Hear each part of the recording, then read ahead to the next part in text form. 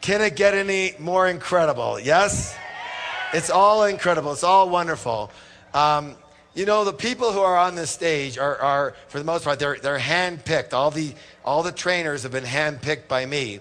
And this next person that I want to bring up here, oh man, this guy is going to light a fire under your ass. This guy can resonate, all right? He can bring the house, all of it. He is a renowned professional speaker, an author, television personality. He has a high energy message that really has people shake off mediocrity. Shake off what? And live up to their true greatness. And he has been honored with award after award after award after award after award. And he's been touted as one of the world's top 5 speakers by Toastmasters International in all time. Good or good? He was actually awarded an Emmy for one of his recorded speech presentations, and he's become a leading fundraiser with PBS. With who? PBS. He is, I said, internationally recognized. He has got successful books all over the place. And one of his books is called Live Your Dreams. His newly released book is called It's Not Over Until You Win. This is a treat. This is the magnificence of none other than Mr. Les Brown.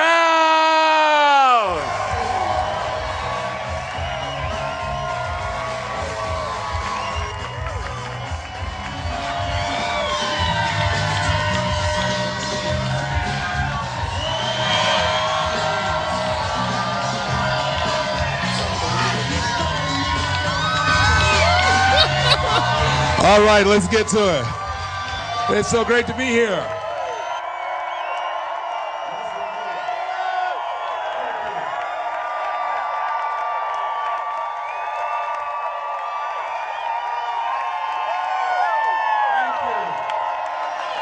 Well, let's get to work. All right, thank you. Let's get to work. You are beautiful. I'm so excited to be here. I'm very honored to be invited here by a man that I consider an icon when it comes to personal empowerment, a man who is truly a Renaissance man who's ahead of his time and having the vision and the dream to create a Woodstock of the mind. He's making history. T. Harv Eckert, let's give him a round of applause. Let's give it to him. Thank you so very much. Yes.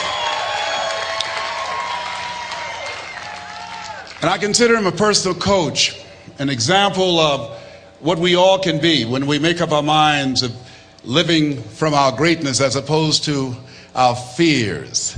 How many of you have some major goals you'd like to achieve? Raise your hands, please. Very good. I like to ask that question. There's no saying that if you aim at nothing in life, you hit nothing dead on the head.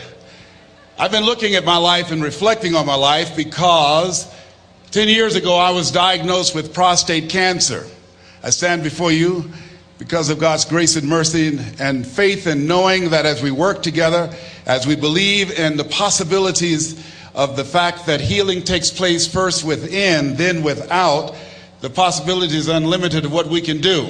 I'm going to do a national tour called You Are More Powerful Than Cancer.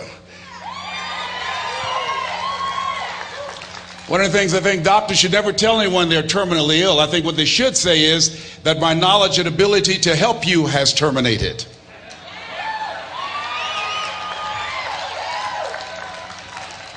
My PSA 10 years ago was 110. As I stand before you, it's 270. 1 to 4 men, you know, that's normal. And PSA stands for prostate specific antigen, but to me, PSA stands for positively staying alive. I was reflecting on my life during the time when I received 238 radiation seed implants. And as I looked at my life, I asked myself a question. And I want to ask you a question. How many of you know if you had your life to live over again, you could have done more than what you've done thus far? Raise your hands, please. Now, that proves a point of what we do, what we accomplish, what we produce in life is only a tip of the iceberg of what's possible for us. I want you to think about some major goal that gives your life a sense of meaning right now. And as you're thinking about that, I want you to shake someone's hand on your right and your left and around you. Look them in the eyes and say with conviction, you have something special. Do that quickly now, please. Tell them you have something special. Yes. So now, I want you to join me right now. I want you to think about some major goal that you'd like to achieve. Something that gives your life a sense of meaning. Something that will give your life a sense of purpose and direction. My first major goal was to buy my mother a home. That was important to me. I'm adopted. I was born in a poor section of Miami, Florida called Liberty City, in an abandoned building on a floor with a twin brother. And when we were 6 weeks of age, we were adopted by Mrs. Mamie Brown. My mother was 46 years of age. She only had a third-grade education, but she had a PhD in mother wit. I feel like Abraham Lincoln, who said, all that I am and all that ever hope to be, I owe to my mother. I saw a sign once that said, God took me out of my biological mother's womb and placed me in the heart of my adopted mother. So my goal and dream was to buy my mother a home, to take care of my mother. My mother was a domestic worker on Miami Beach, and she would go to work, and many days she would take us with her. And we ate the food left over from the families that my mother cooked for.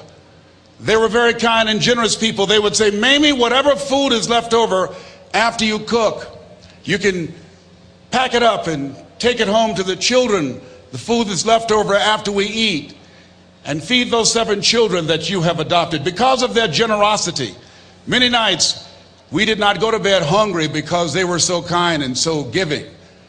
We wore the hand-me-down clothes of the children that Mama kept. If they were too small, Mama could sew, she would let them out. If they were too large, she would take them in. And my mother was a great baker. She could bake a cake. She could bake a sweet potato pie so good you couldn't eat it with your shoes on. You had to take your shoes off so you could wiggle your toes. And I used to say, looking at the beautiful mansions that she used to clean, I would say, Mama. She said, what is it, boy? When I become a man, I'm going to buy something like this for you. I'm going to buy you a home one day. She said, oh, Leslie, you don't have to do that. I said, I know, Mama, but I want to. I'm going to one day. And she didn't know, and she was curious, where was I getting those thoughts from? I used to work and take care of Mr. Sidursky. He was a very demanding man, very meticulous guy. He would say, Leslie, I said, yes, sir, come here. Yes, sir, you did not clean this ashtray. I'm sorry, sir, I do apologize. And I'd clean the ashtray. And look at this dust here. Look at this dust. I'm sorry, sir.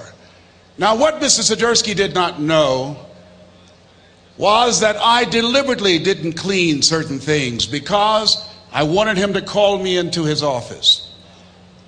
Because when he was in his office, he would listen to motivational messages by a guy by the name of Earl Nightingale.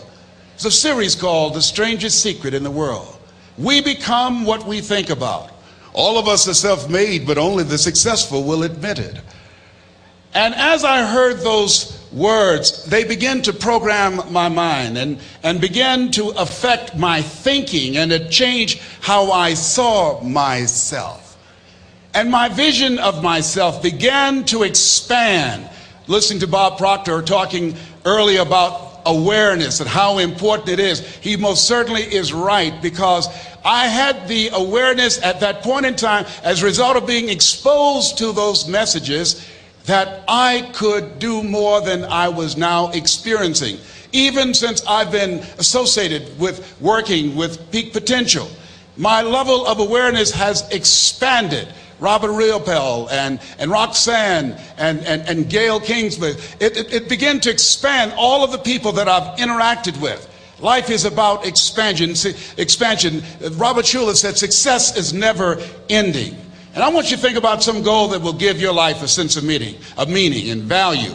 And whatever it is, I don't want you to limit it. I want you to expand it. I've found that most people fail in life not because they aim too high and miss. No, most people have been like me. Most people aim in life too low, and they aim too low and hit. I did that for many years, and many don't aim at all. So I want you to think about goals in 3 areas. Some personal goal that you'd like to achieve, something that gives your life meaning right now, and some career goal, some financial goal that you'd like to achieve, and your social contribution. Horace Mann said we should be ashamed to die until we've made some major contribution to humankind. My mother was a 22-year breast cancer conqueror. So before I leave the planet, my goal is to reduce the number of women who die from breast cancer in honor of my mother. How many men are over 40? Raise your hands, please. As a 10-year prostate cancer conqueror, my goal is to decrease the number of men who die from prostate cancer, encouraging you to get your PSA test if you haven't done so, or your digital rectal examination. And I'll be glad when they can check our prostate by looking in our ears. It's got to be a better way. I'm turning red as I talk about it, but you can't see it. A friend of mine, he's a urologist now, used to play a lineman for Ohio State University. He said, "Hey, Les, let me give you a free rectal." I said, "No, buddy, you're too motivated." Hope we don't roll like that. Huh? My goal before leaving the planet is to reduce the number of kids that are impacted by autism, to find a cure for autism, to work to raise money and to raise awareness, to eradicate it from the planet before I leave here. What's your goal? What's your dream? What is it you want to do with your life? Dr. Joelle Martin said something that I love. She said, "What would the world be like if everybody lived their dream?" Here's what I've found about life. It's not as complicated as I used to make it. I think that life is about dreams and stories. Everything that exists, the world at one time was barren, but everything that exists, hotels, planes, they weren't here. Everything that we see every day, computers, all of the things that we see, someone had a dream. Someone had a dream of a person standing on stage and their voice being amplified so they don't have to scream and yell and can be heard by thousands. Someone had that dream of how to transport us from one place to the other quickly and safely. The clothes you have on, where you're now seated, all came out of somebody's dream, the world's greatest achievement. What is your dream? I said that you have something special. I didn't say that just to be kind. I said it because it's true. You are God's chosen vessel. You were chosen, 1 out of 400 million sperm. You have something in you that when you were chosen, when you showed up, there's something in you that if you don't do it, all of us will suffer. Repeat after me, please. Live full. Die empty. Let's say it again. Live full. Die empty. Dr. Howard Thurman, one of the mentors of Dr. Martin Luther King Jr. and Albert Schweitzer and Mahatma Gandhi, he was a very brilliant writer. He wrote some things that really grabbed me. He wrote, "Deep is the hunger, the voice of the genuine, the centering moment." During the time after receiving 238 radiation seed implants, I was reflecting on his words, and these words kept me up that night. He said, "The ideal situation for a man or woman to die is to have family members praying with them as they cross over." He said, "But imagine, if you will, being on your deathbed and standing around your bed, the ghost of the dreams, the ideas, the abilities, the talents given to you by life, and that you, for whatever reason, you never went after that dream. You never acted on those ideas. You never used those talents. You never used those gifts. And there they are standing around your bed looking at you with large angry eyes saying, 'We came to you and only you could have given us life. And now we must die with you forever.'" And the question is, if you died today, what dreams, what ideas, what talents, what books, what music, what leadership, what voice will die with you? Miles Monroe, great orator and speaker, said the wealthiest place on the planet, it's not in the Far East where there's oil in the ground. It's not in South Africa where there are diamond mines. He said the wealthiest place on the planet is the cemetery. Because there you'll find greatness that we've never seen. There you'll find talent and genius and potential never actualized. Perhaps that's why Henry David Thoreau wrote the words, "Oh God, to reach the point of death, only to realize that you've never lived." Maybe that's why some unknown writer wrote the words, "What if you live your whole life only to discover that it was wrong? That it was wrong. That you were chosen to do something else and you didn't do it." Repeat after me, please. Live full. Die empty. I want you to take some notes and some things, and I want you to think about your goals and dreams in the three categories that I mentioned: personal, professional, and your social contribution. How many of you are serious about your goals and dreams? Raise your hands, please. Thank you very much. How many of you don't want to take your dreams to your grave with you? Raise your hands, please. Very good. Shake someone's hand on your right and left. Look them in the eyes and say, "Get out of your head and step into your greatness." Do that right now, please. Say, "Get out of your head and step into your greatness." I want you to write this down. Let us say together, as you think about your goals and dreams, let us say together, "It's possible," together, please. Yes, write that down. See, ladies and gentlemen, as an entrepreneur, I've been an entrepreneur for 20 years. This is my 21st year. I could have been speaking and training for 34 years. But for 14 years, I was living in my head. For 14 years, I stopped myself. For 14 years, I used to go see Zig Ziglar, that I considered the #1 motivational speaker on the planet. Zig Ziglar and Tony Robbins, they're the best on the planet. Bob Proctor, they're the best on the planet. Jack Canfield, Mark Victor Hansen, T. Harv Eckert. I would go and see them, and then I would leave, and my conversation with myself was, my heart would say, "I can do that." And then my mind would ask, how? How would you do that, Les Brown? See, when I was in the 5th grade, I was identified as EMR, labeled educable mentally retarded.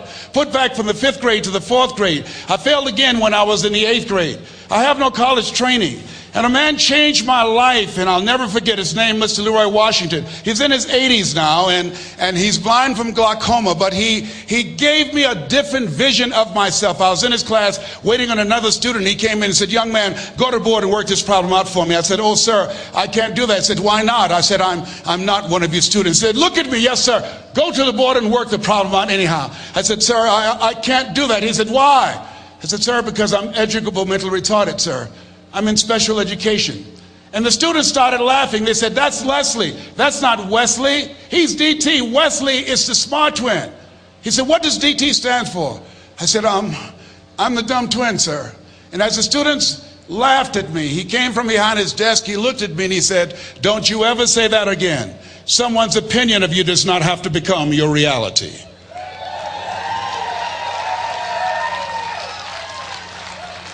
On one hand, I was humiliated, but on the other hand, I was liberated, because he looked at me with the eyes of Goethe, who said, "Look at a man the way that he is, he only becomes worse. But look at him as if he were what he could be, then he becomes what he should be." And so we developed a relationship. And one of the things that I can just tell you as you think about your goals and dreams, all of us can say in a spirit of integrity that it's possible. That if anybody at any point in time lived their dream, then it's possible that I can live mine. And what I did was, I made a mistake. I looked at my goals and dreams, and my mind said, "How will you do that?" I went from my heart to my mind, and I stayed up there for 14 years. 14 years. I can't bring those 14 years back. Those years are gone. And I've made a mission in my life to help people to stop putting it off and procrastinating. How many ever thought about something you wanted to do and you procrastinated, you talked yourself out of it? Raise your hand, please. There's a proverb that says, if there's no enemy within, the enemy outside can do us no harm. And so, as you look at your goals and dreams, every day we must convince ourselves, we must sell ourselves on that it's possible. Every seminar, every workshop, every book that I've ever read, every speaker that I've ever heard, it interrupted what I was believing about myself. Everything that you do, everything matters. As you go through each day, I know now as I look back at age 63, looking at my life, everything matters. T. Harv is right. How you do anything is how you do everything. And I realized that the choices I was making was based upon how I saw myself. Let us say together, it's necessary. Write that down. It's necessary as you look at your goals and your dreams, it's necessary that you have a strategy and a game plan to change the story that you believe about yourself.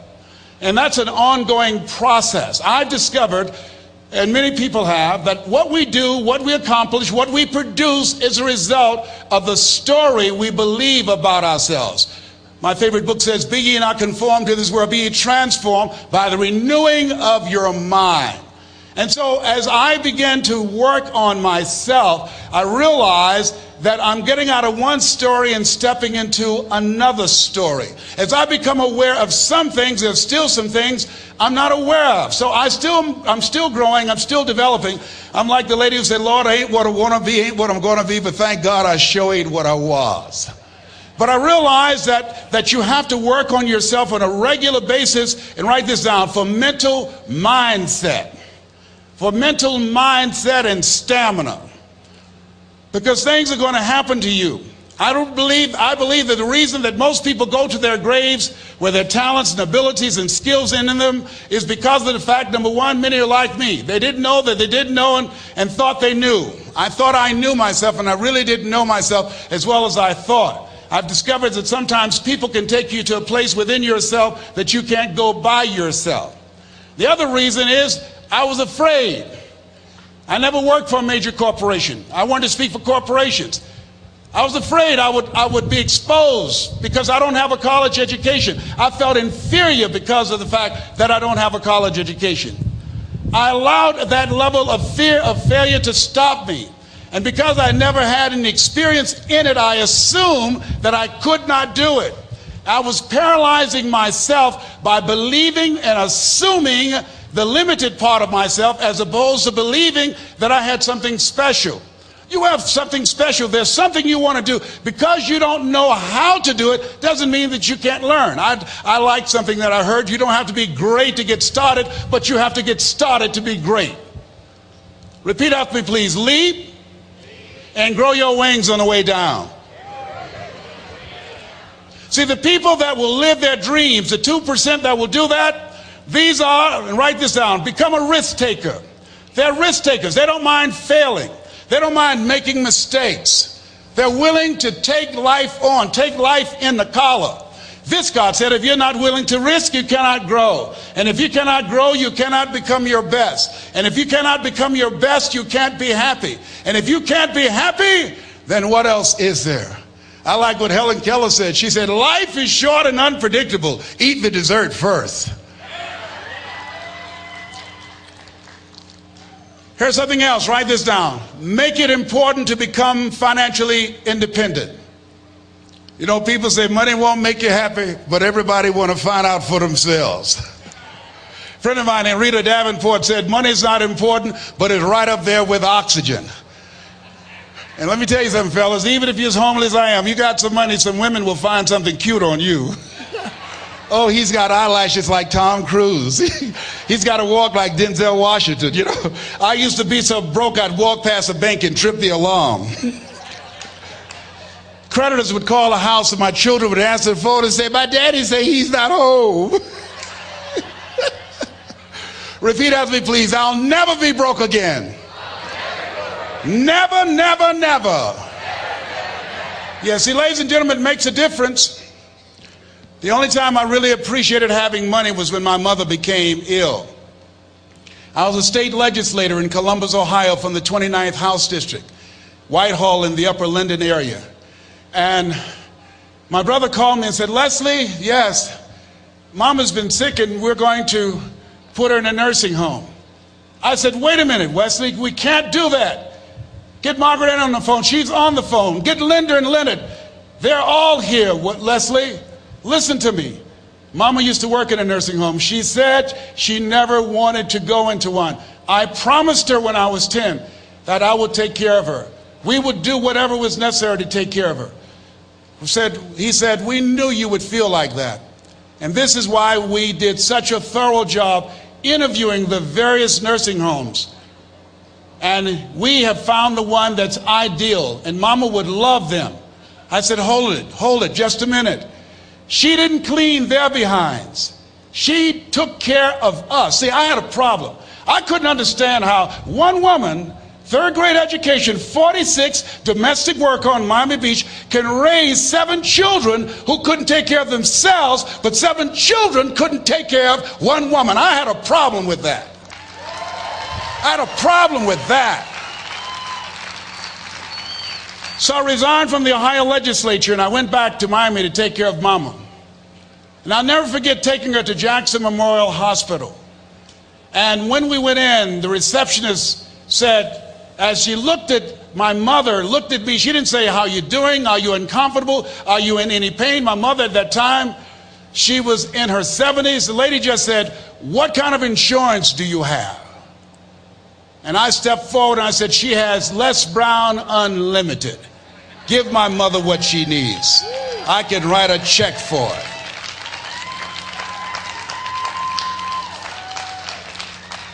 It gives you choices. It determines the difference in life and death, the ability to afford health care, the quality of education that you can provide for your children, the ability to make a difference in the community.